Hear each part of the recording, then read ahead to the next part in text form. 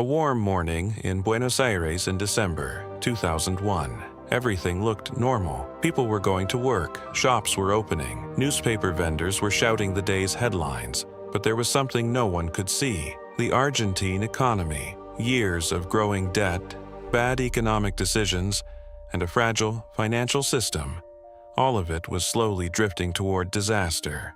And very soon, it would change the lives of millions of people. In the 1990s, the Argentine government made a radical decision. The peso, Argentina's national currency, was fixed to the US dollar at a 1-to-1 rate. On paper, the plan looked brilliant. Inflation dropped, the economy started growing. Foreign investors rushed into the country. But there was one major problem. If Argentina's economy weakened, the government had no freedom to change its monetary policy. So, as the economy slowed down, the government was left with almost no tools to respond. And soon, the inevitable began to happen.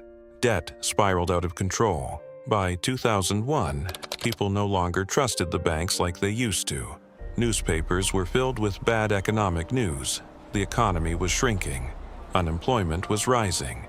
And then, people started to act. They began withdrawing their money from banks. Every day, more people, longer lines. Banks quietly started to panic, because if everyone tried to withdraw their savings, there simply wasn't enough cash in the system.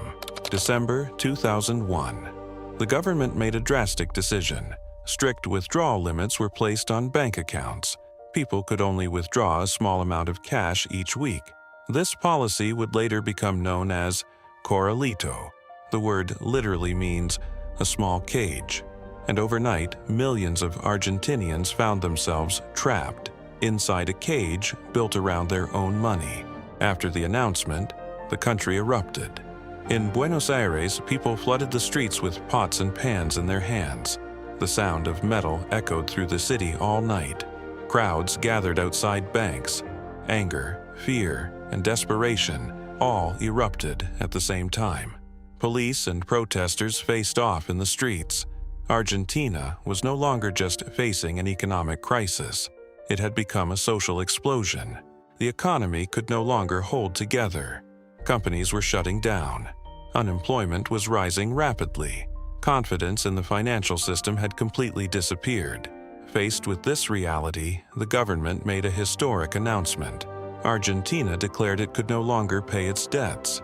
At the time, it became one of the largest sovereign defaults in history. The final days of December 2001. Protests in the capital had spiraled completely out of control.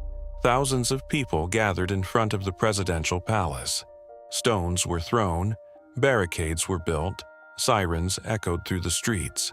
Inside the palace, a different scene was unfolding. President Fernando de la Rua knew the situation had reached a breaking point. The country was in chaos. Anger was overflowing in the streets. And then, the moment that would go down in history finally arrived. A helicopter was waiting on the roof of the presidential palace. At the president's command, the engine started. The rotors began to spin. Below, protesters were shouting.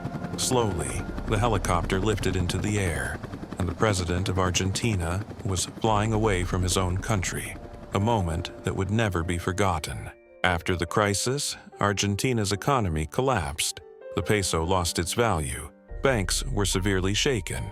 Millions of people lost the savings they had built over many years. But over time, the economy slowly began to recover.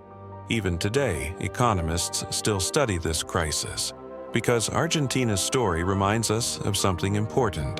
An economy can survive years of small mistakes, but sometimes collapse is only one spark away. Was this crisis truly inevitable? Or, if different decisions had been made, could Argentina have avoided this disaster? That is a question we may never truly answer.